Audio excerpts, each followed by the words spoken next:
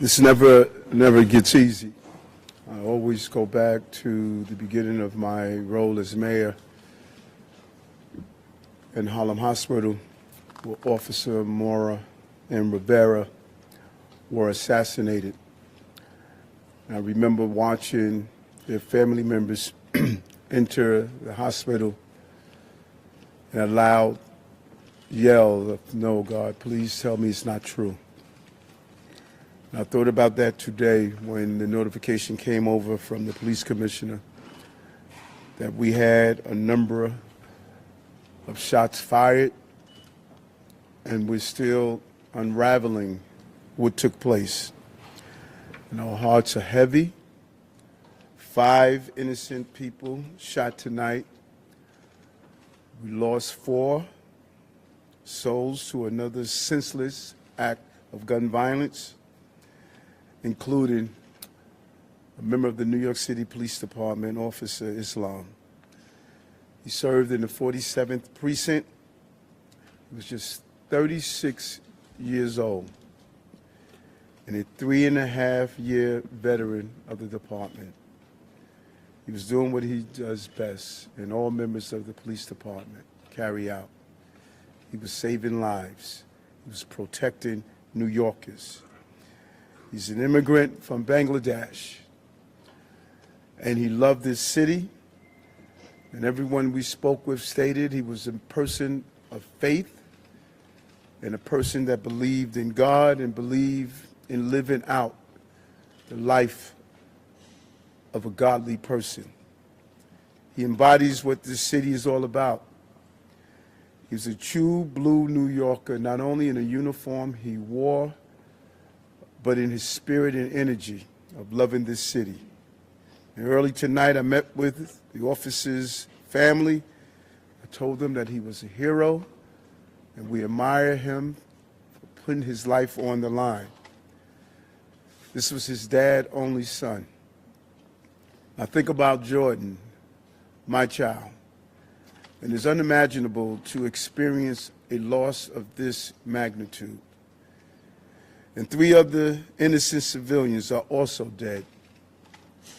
2 males and 1 female, and another male is seriously injured, fighting for his life in critical condition because of the violent, despicable attack.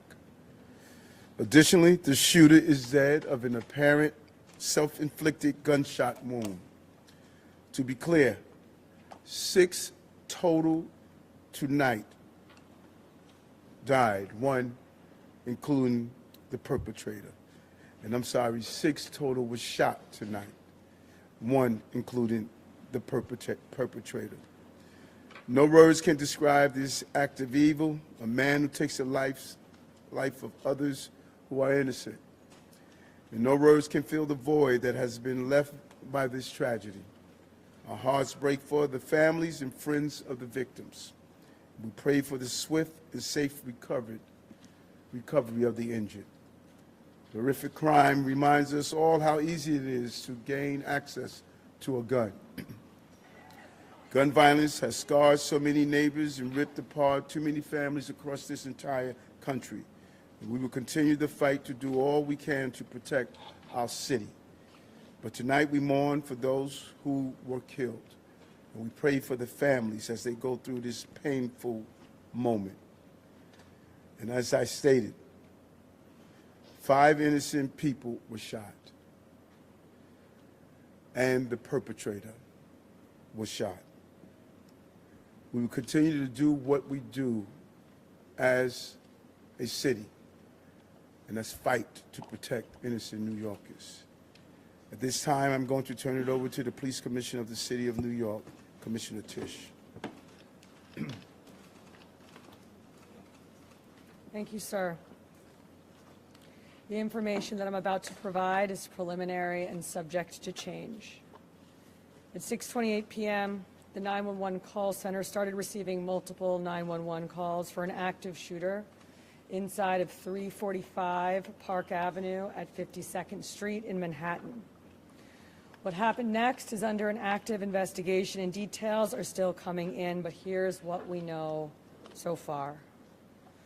Surveillance video shows a male exit a double-parked black BMW on Park Avenue between 51st and 52nd Streets, carrying an M4 rifle in his right hand. He walks towards the building's entrance. That individual was seen exiting the BMW alone. The building's security camera footage shows the shooter enter the lobby, turn right, and immediately open fire on an NYPD officer. He then shoots a woman who took cover behind a pillar and proceeds through the lobby, spraying it with gunfire. He makes his way to the elevator bank, where he shoots a security guard who was taking cover behind the security desk. One additional male is shot in the lobby, per his own statement from the hospital. The shooter then calls the elevator, which opens in the lobby. A female exits that elevator, and he allows her to walk past him unharmed. He goes up to the 33rd floor, which is route and management, and begins to walk the floor, firing rounds as he traveled. One person was struck and killed on that floor. He then proceeds down a hallway and shoots himself in the chest. In total, we have 5 victims shot, our officer and 4 other innocent civilians, plus the shooter. The shooter is believed to be Shane Tamora, a 27-year-old male with a Las Vegas address. The vehicle he exited is registered in Nevada to Mr. Tamora. Inside of that vehicle, officers found a rifle case with rounds, a loaded revolver, ammunition, and magazines, a backpack, and medication prescribed to Mr. Tamora. The vehicle was searched by our bomb squad and found to be clear of any explosives. The initial investigation shows that Mr. Tamora's vehicle traveled cross-country through Colorado on July 26th, then Nebraska and Iowa on July 27th, and then in Columbia, New Jersey, as recently as 4:24 p.m. today. The vehicle entered New York City shortly thereafter. According to our law enforcement partners in Las Vegas, Mr. Tamora has a documented mental health history. His motives are still under investigation, and we are working to understand why he targeted this particular location.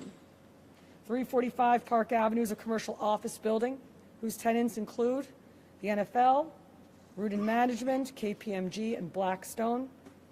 At this time, 4 of the 5 victims are deceased, including our NYPD cop. Our officer was transported here to New York Presbyterian along with 1 male civilian, the lone shooting survivor, who is in critical but stable condition at this time. 2 other civilians, 1 male and 1 female, both deceased, were brought to Bellevue. The 4th civilian is a female who was found dead on the 33rd floor of the location. Additionally, there are 4 other victims being treated for minor injuries sustained in their attempts to flee the scene. Victims' names are being withheld at this time, pending family notification. Officers from our Special Operations Division are currently conducting a secondary sweep of the entire building. I want to be very clear. We believe this to be a lone shooter, and there is no longer an active threat to the public. But today, 4 innocent victims are dead. Among them is NYPD police officer Didarul Islam, 36 years old, 4 years on the job. Officer Islam was married with 2 young boys, and his wife is pregnant with their 3rd child. He's assigned to the 4-7 precinct in the Bronx. He was doing the job that we asked him to do. He put himself in harm's way. He made the ultimate sacrifice, shot in cold blood, wearing a uniform that stood for the promise that he made to this city. He died as he lived, a hero.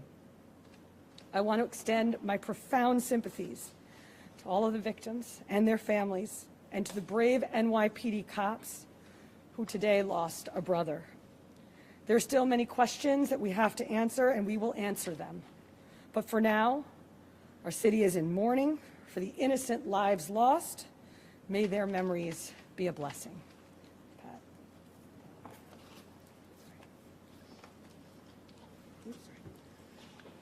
Patrick Hendry, President of the PBA.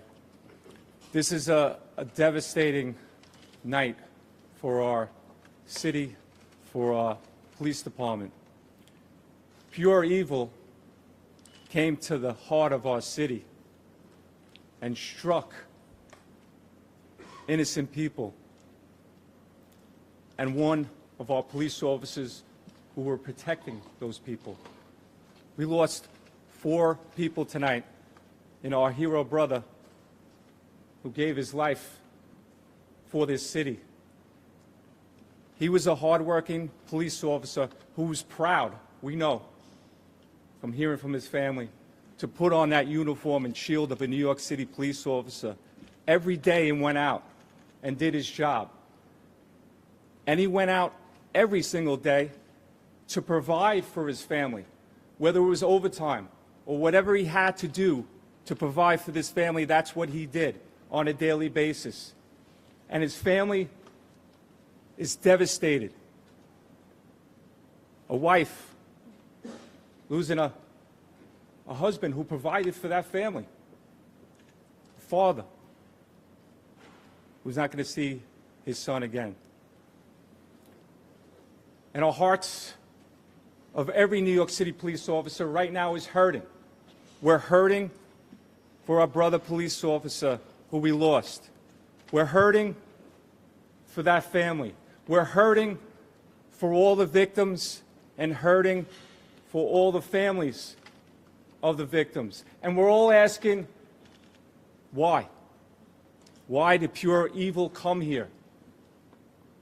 And we know our police department and our law enforcement partners will work tirelessly to get those answers.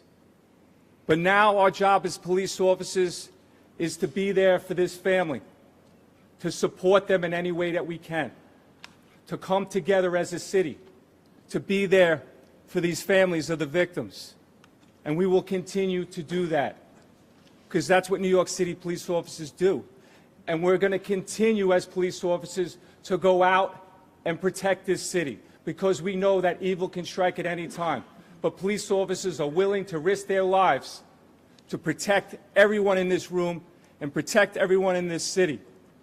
So we ask all New Yorkers to pray for our police officers' family, to pray for all the victims and their families.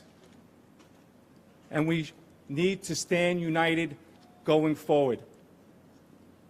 We thank you for covering this story.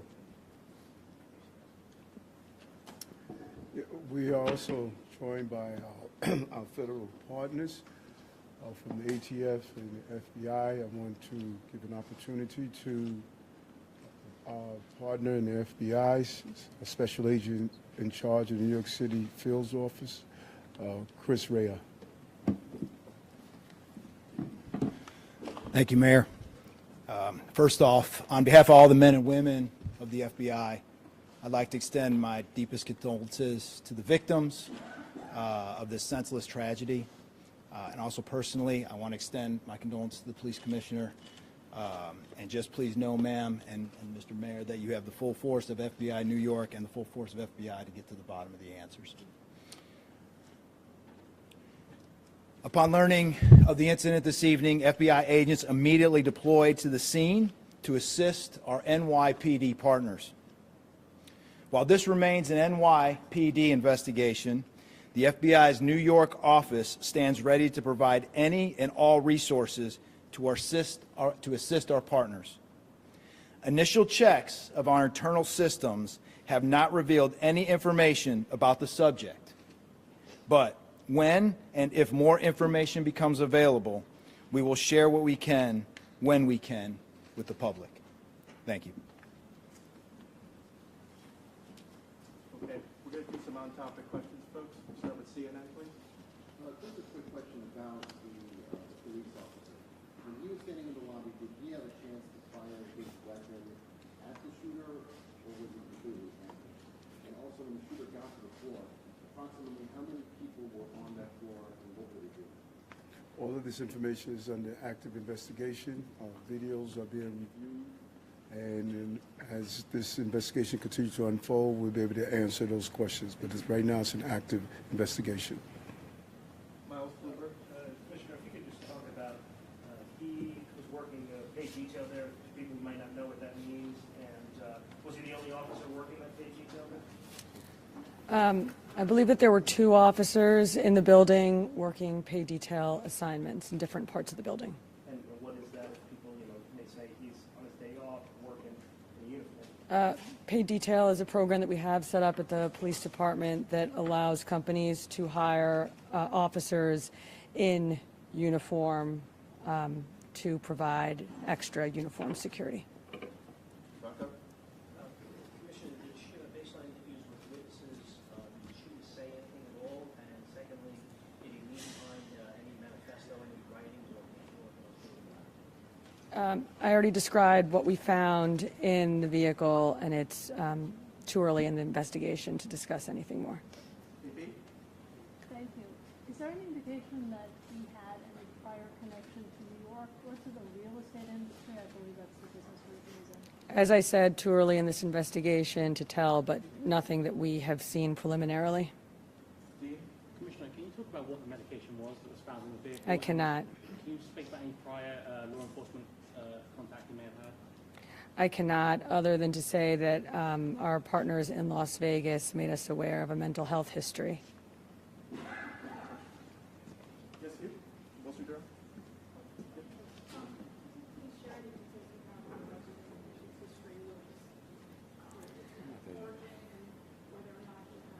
Just what I said already. It was an M4 rifle, and we also found a revolver in the vehicle with ammunition and magazines.